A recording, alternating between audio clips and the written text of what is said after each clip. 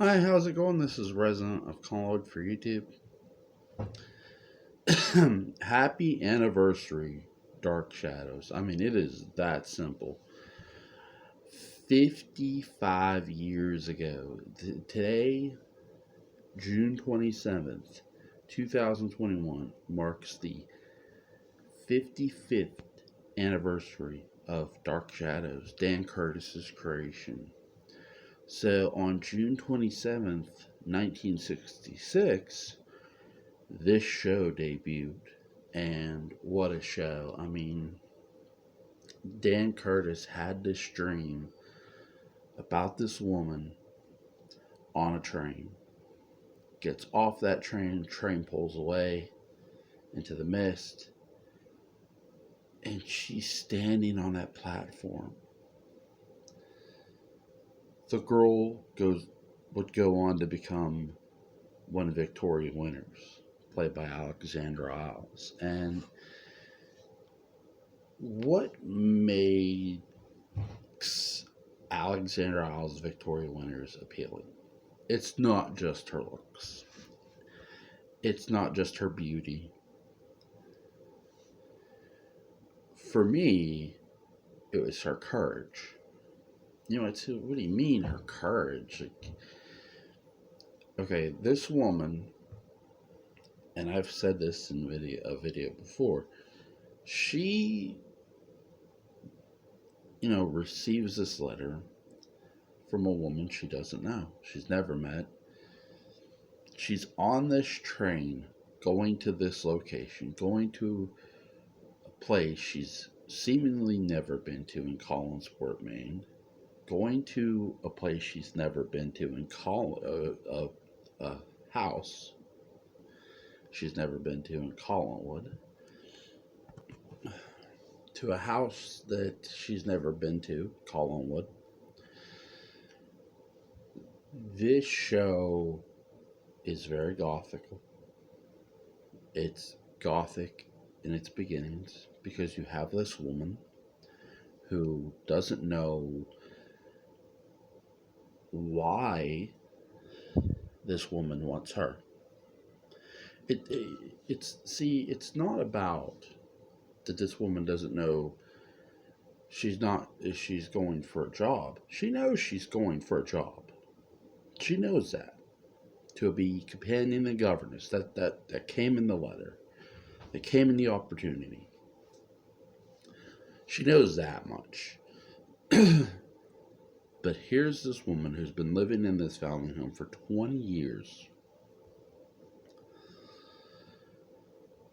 She's never been outside that family home, for a long time. Somebody dropped this woman off when she was a baby. She's taking every risk imaginable, not just stepping out into the world, really, but into a world of unknowns. The people are unknown to her, the place is unknown to her, but she's willing to take the risk to find out who she is. She wants to know who she is. And I might say, well, wait, Collinsport? Why go to Collinsport to try to find out who you are? She was receiving money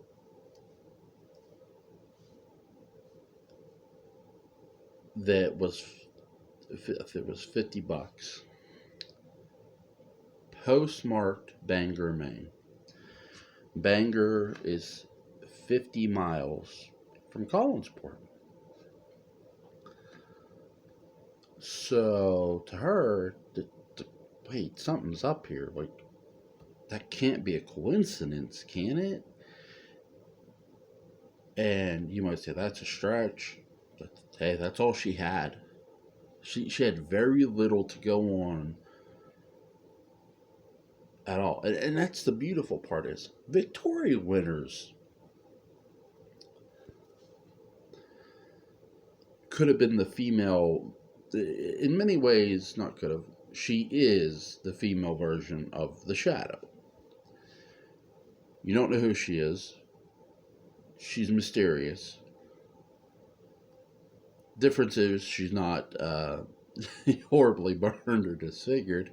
She's very beautiful, and she in every way she's nice. She's very polite, but at the same time, she's not afraid to stand up for herself. She's not going to be treated less than. She wants, equal treatment. Hey, I'll treat you fair, you treat me fair. And I love that about the character in every way. I've often said Victoria Winters is my favorite character, and she is. I mean, everything about her just, it's amazing. This woman is amazingly brave for taking this trip alone, and everybody tells her to go home. I mean, they don't know this woman really, technically. She doesn't have a home to go to. She doesn't have a family. That's, see, to me, when they're telling her to go home, that's their assumption. Well, this woman has a family, go home. No, she doesn't. And that's sort of the thing. She's coming here to find out who her family could possibly be, no matter who they are. And, again, there's many hints, and we all know where those hints point. But, and we know the interview. Victoria Winters encounters a very interesting child in David Collins. She encounters a very interesting woman in Elizabeth Collins' daughter. A very curious man in Roger Collins. And a very, very curious man in Burke Devlin. She encounters, Maggie Evans, who's this real fireball and just gentle soul at the same time. And I love it. Everything. You want to talk about a show that had it all. Dark Shadows. Dark Shadows has it all. It has everything. Romance, drama, death, betrayal, lies, all of it. It has everything horror. It has everything. In the very beginning, there's horror. It's terrifying that this woman's going to this place. You don't know what's going to happen to her. You have no idea. And that's the beautiful part. The unknown. The unknown. It's Dark Shadows, to me. My appeal to Dark Shadows is this. Dan Curtis creates this world, this small fishing village in Collinsport, Maine, a fictional town, fictional characters, and the place is so full of the unknown. This here becomes the standard. Really, the town's setup on. The town is mysterious. The town has secrets. The people in the town have secrets. The Collins family have secrets. There's something strange about the town itself. That becomes every pretense for a lot of horror that goes forward. Haddonfield, mysterious town. There's something off about it. Crystal Lake, same thing. Springwood, Ohio, same. Mysterious. There's something off about the town. Then you find out what's off about it.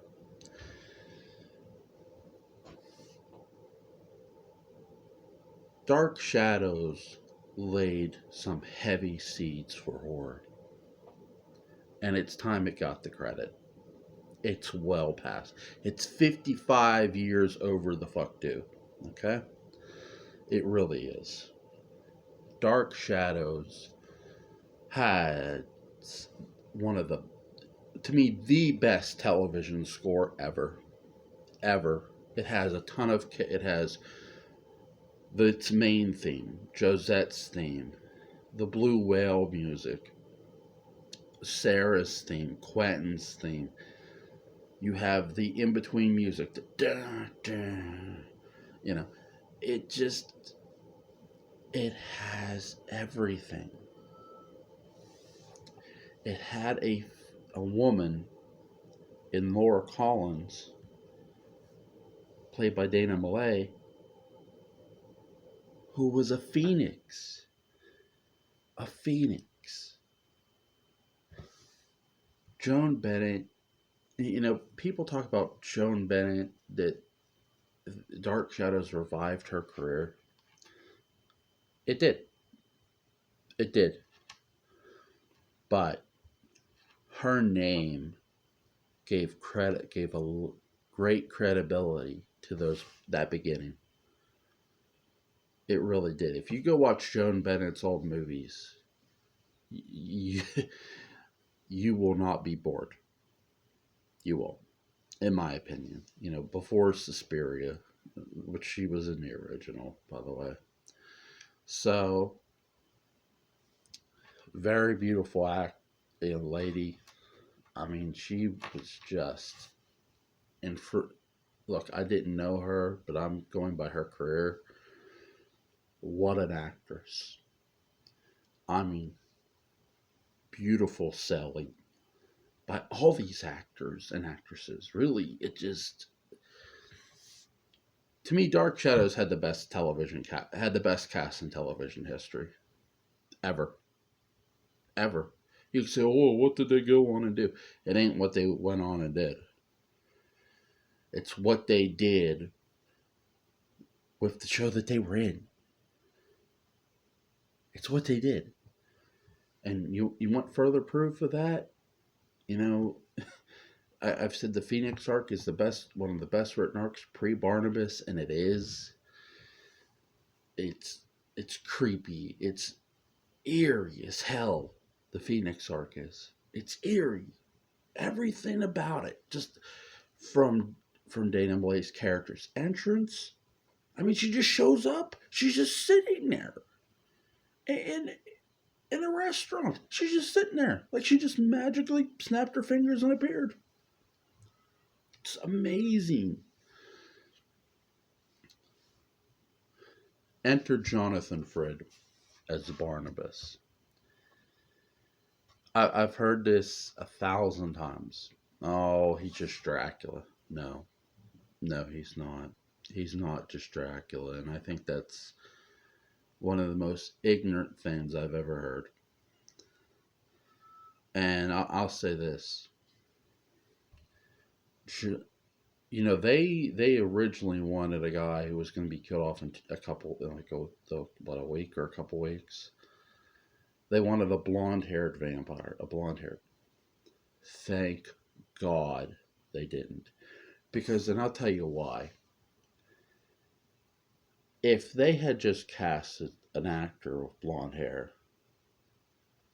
and they just read the script and play how they wanted him to, I guarantee you Barnabas Collins does not have the same impact. Jonathan Frid just didn't look at the script and go, oh, that's my character. He looked at the script and read the damn thing and said, wait a second. That's not who, this character isn't Dracula. Frid determined that. Jonathan Frid determined that this character isn't what everyone thinks he is. Yeah, he's a vampire, but there's something more. He gave Barnabas that more in front of the camera. He gave Barnabas that personality, those feelings, those emotions, those range. Barnabas Collins is sympathetic the moment he leaves that chain coffin. The moment, you want to know where Barnabas won me over from a sympathetic standpoint? Excuse me a second. It's the moment he's standing in front of Josette's portrait. And it's right after he comes out of that coffin. He's standing in front of this portrait. To this point, we have not met anyone who's known Josette, just known of her. And there's a difference of knowing of somebody and knowing somebody, right? David tells Barnabas, if you're a Collins, she'll protect you, her ghost. It's her ghost, she would protect any Collins family. Here comes the emotion.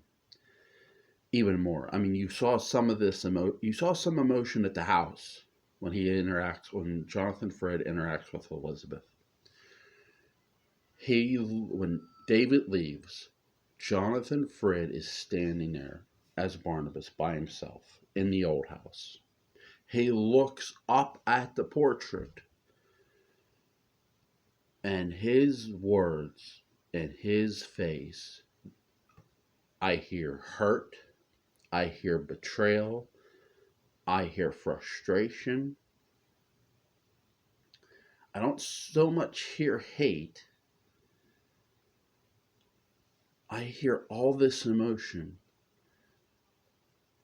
I never heard this or anything close to this out of Bela Lugosi as Dracula, out of Christopher Lee as Dracula. I didn't hear that. But this is so different than any other vampire I've ever heard. Ever.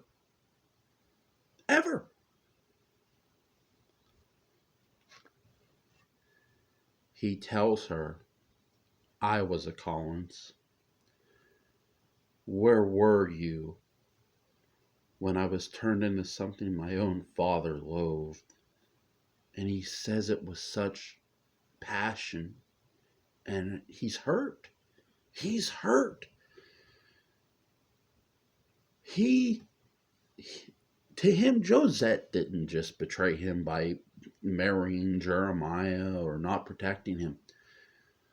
His father betrayed him by not killing him, and that is in there in that dialogue to me. He doesn't say, oh, my father didn't kill me. The way he's talking tells me his father betrayed him. You find out, he was chained. Someone had to chain him. But wait, did his dad chain him? And you found out, yes, that gets confirmed in 1795. He asked his father to kill him. Barnabas did not want to be a vampire. He did not want to hurt people. When did Dracula do that? When did Bela Lugosi do that as Dracula? When did Christopher Lee? They didn't. They didn't. They goddamn didn't. Frid as Barnabas did. Because this character isn't Dracula. This character has emotion. He has this range. And it's beautiful. It's so beautiful. I love Dark Shadows. I think it's, to me, the best television show ever. All time. If you said, what was the best television show? Dark Shadows. Just like that. To me, it is. It has everything. Obviously, I'm not going to sit here and cover the whole series. But just amazing. Amazing. Burke Devlin, Ryan Mitchell's character, too. Just, you want to talk about a character who is so... I like how he's looking around, smiling on a train like, oh, they're in for a real surprise. And they are. And he's meaning the town of Collinsport and the Collins family. But yet he gets off the train. He acts just like a jerk to a guy who knew him when he was a kid. And it's just like, wait a second. And then you learn that this guy's hired a private investigator to investigate the Collins family, to investigate Liz. Like, holy crap. This dude's got a vendetta. And Ryan Mitchell is Burke Devlin. I mean, you talk about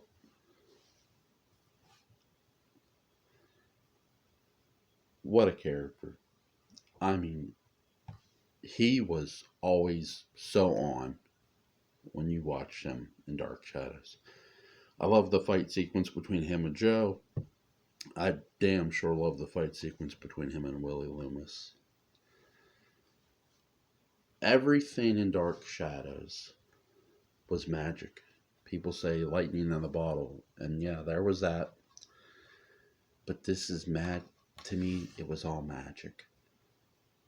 These characters were so appealing and still are today. You can go watch the 66 series, and to me, you'll be blown away before you get to Barnabas. And then when Barnabas comes, you're going to be like, holy shit. Because this is not like any vampire you've seen ever. A lot of vampires were copied Barnabas after him because Frid knew what Barnabas Collins was. Frid knew. And he knew he wasn't just this guy who, he wasn't Dracula. He wasn't just this bloodsucker. No. This guy has feelings. This guy.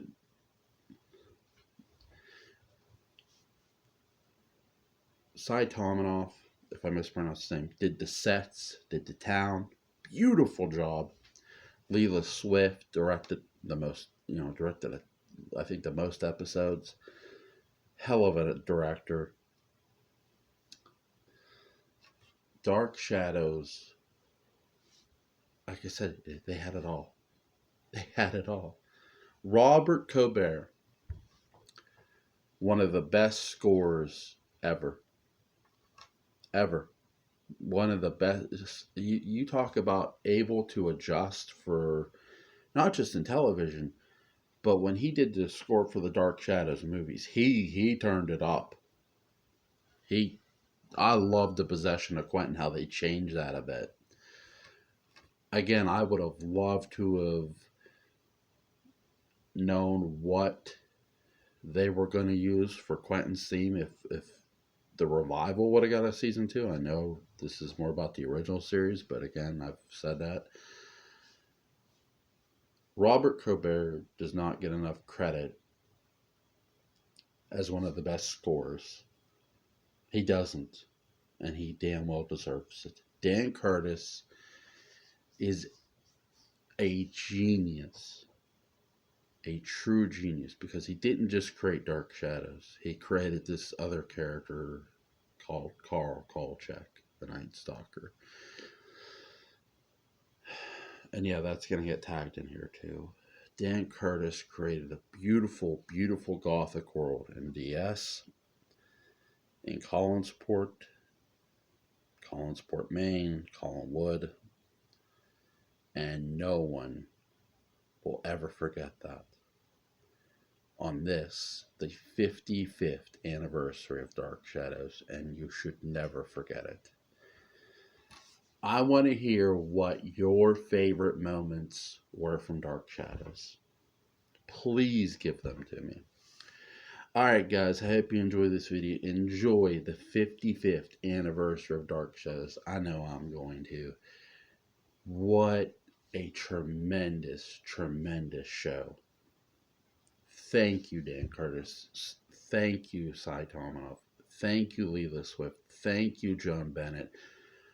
David Hennessy, Louis Edmonds, Alexander Isles, Ryan Mitchell, Jonathan Frid, Laura Parker, David Selby, David Thayer. I could go on and on and on, but you get it. Okay? This show helped me in a very dark time in my life.